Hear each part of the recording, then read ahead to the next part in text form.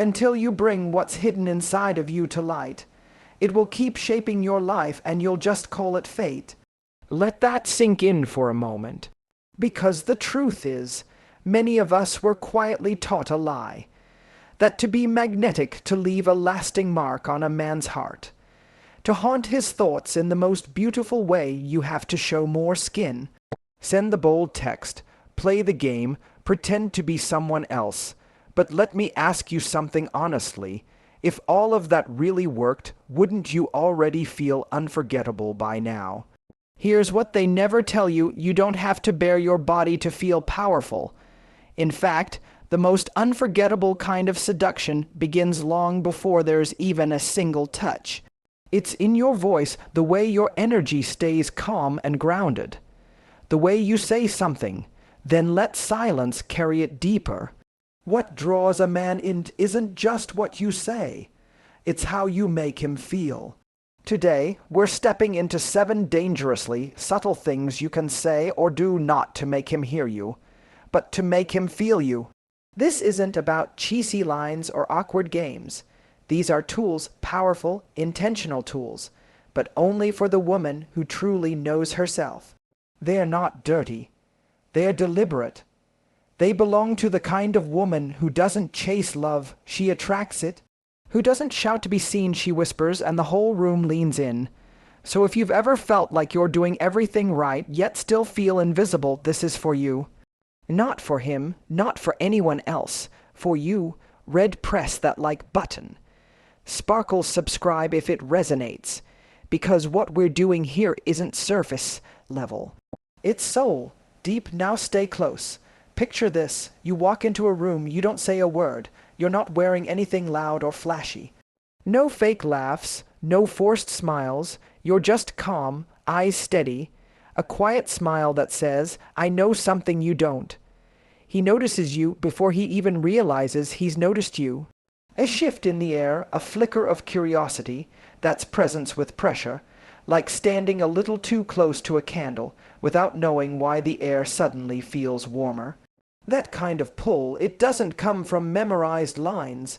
It comes from knowing how to use your voice like music. Understanding that silence can be more powerful than sound. That rhythm is felt, not explained.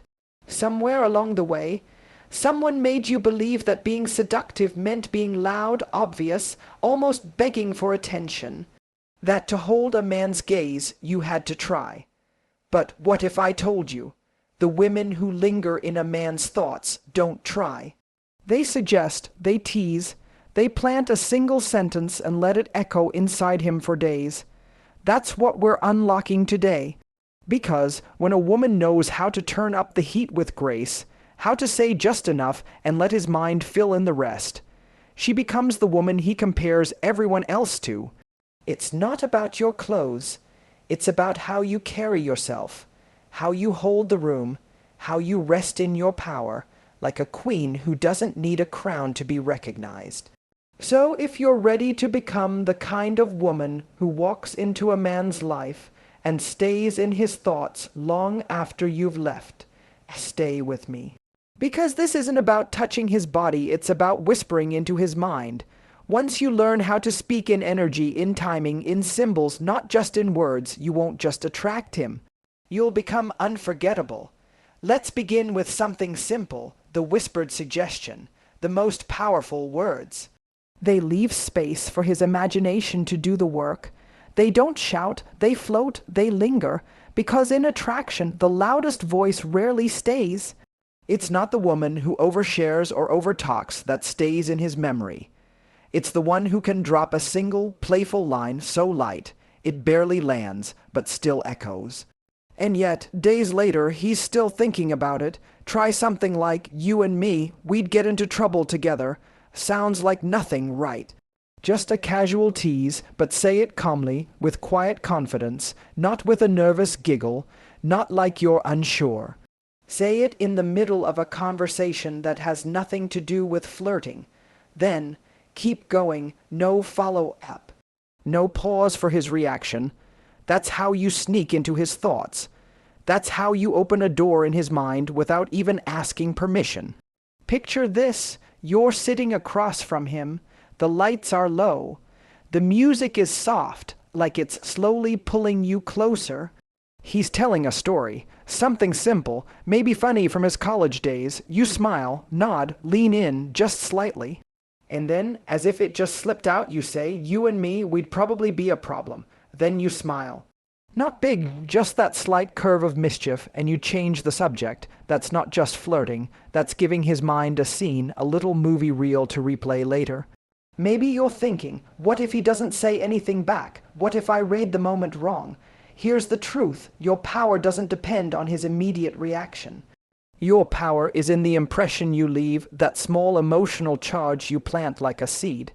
Because the hidden part of his mind, it doesn't respond to logic, it responds to suggestion, to emotion, to story. So when you say something like, "you and me," you're not asking for anything. You're offering him a dream, a spark of what if.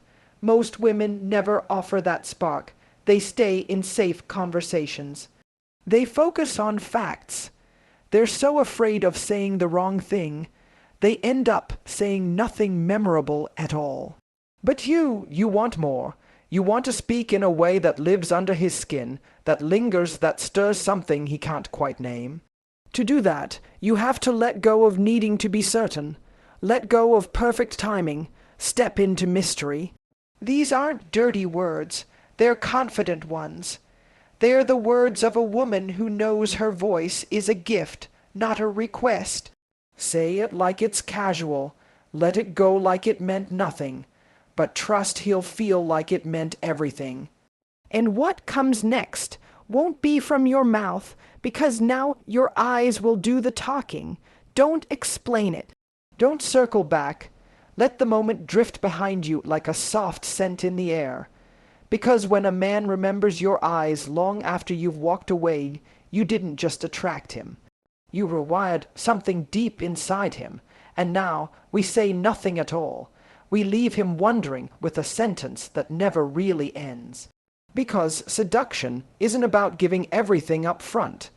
It's about giving just enough to make him want the rest. Here's what most women were never taught: restraint. We're taught to give, to care, to explain everything openly, right away. And sure, there's a place for that, especially later when love deepens, but in the beginning, the spark lives in the pause. In the delay, in the moment you almost give him something golden, and then gently close your hand just before he can take it. Try this, I like that about you, but I'll tell you why later. Say it when he shows strength, emotional or physical. Maybe he made a bold decision, handled something with quiet confidence, protected you without needing praise. Don't gush, don't react instantly. Let the moment breathe, then with a soft voice and a subtle smile, say it. And move on, change the subject, not because you're playing games, but because you're creating tension. You've just opened a mental file that he won't be able to close. A sentence without an ending, and our minds. They hate unfinished stories. The mind always wants to resolve, to understand, to close the loop. So when you give him just a spark and walk away, he leans in, not physically, emotionally, mentally. You create a space he wants to fill, and maybe now you're wondering, what if he forgets? What if he doesn't ask later?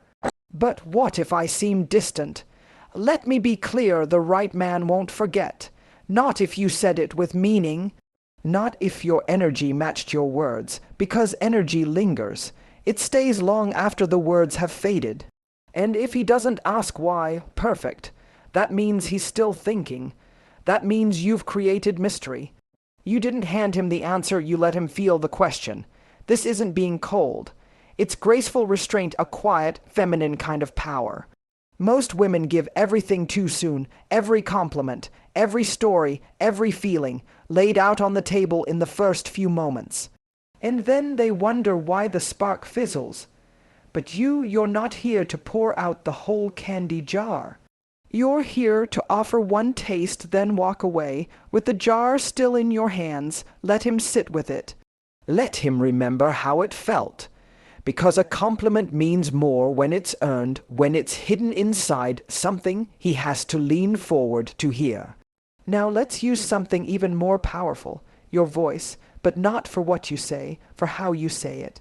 The most seductive sound in the world. It's not loud. It's slow, soft, and certain. You might not even realize just how much power your voice holds. Not just the message, but the tone. Sometimes the most magnetic thing a woman can do isn't speak louder. It's to slow down, and let her presence speak louder than her words. We'll call it the voice drop. This isn't flirting. It's not acting. It's resonance. A man doesn't just hear you with his ears. He feels you with his whole body. His senses pick up on tone before they even understand your meaning. You could say something as simple as "stop it." But if you say it slowly, gently, with a spark of mischief, it's not a stop. It's a pulse of electricity. Picture this. You're next to him, maybe at a party, maybe at home, the lighting's soft. There's warmth in the air. He says something teasing, something bold. Instead of laughing too loud or reacting too fast, you lean in, not with your words, but with your energy. And you say softly, "I like that, don't tempt me. You're trouble, aren't you?" Then pause, let it land. Don't rush to explain, because it's not the sentence that seduces, it's the space around it. That still, quiet moment where his body feels something ancient, something real. Most women avoid this space or they overperform it, but real feminine power, it doesn't shout. It doesn't chase, it's quiet, it's smooth, it's unforgettable long before it's understood. Now, let's get even quieter. More dangerous. Say just one sentence, then stop. Leave it unfinished, a question, a half-confession. Something like, "If I told you what I was thinking right now, you'd never look at me the same." That's it. No smile, no wink, just say it, calmly, casually, as if it simply slipped out. Then change the subject. Let the mystery hang. Why does it work? Because it stays unfinished. A sentence that never closes, and the masculine mind hates that. It craves clarity, resolution. So when you give him something vague but emotional, you stir a part of him he doesn't even understand. You're not meeting him with logic. You're meeting him in the space where emotion lives. And now he's wondering. What did you mean? Was it about him? Was it real? You didn't give him an answer. You gave him a symbol. And his curiosity will do the rest. Next, we walk the edge of something that feels like danger, but in a way that's soft. Inviting, unforgettable, we'll call it, the innocent thread. A sentence that sounds like a warning, but feels like an invitation. Careful, I might get used to you. Simple. But when said in the right moment, in the right tone, it's not simple at all. It's a spark. Maybe he brings you coffee. Touches your back as you walk. Remembers something you said 2 weeks ago. You smile, look at him, and say softly, "Careful, I might get used to you." Then look away. You didn't say you need him. You didn't say you're falling. You simply suggested he's starting to matter. And that suggestion, that hint, it keeps him thinking. And now we say nothing at all. This move, it's silent. It's timing. It's the moment when the energy is rising, when you're locked in laughing, touching, connecting, and right before the high point. You pull back. Just slightly, you break eye contact, you shift your body, you smile and say, "Anyway, did you ever try that place you mentioned?" Something light. Casual, but in that moment, you didn't break the connection. You deepened it, because now you've created emotional contrast. Warmth, then space. Intimacy, then distance, and his body feels the difference. Even if he doesn't understand it, he'll remember it. And that's the secret: rhythm.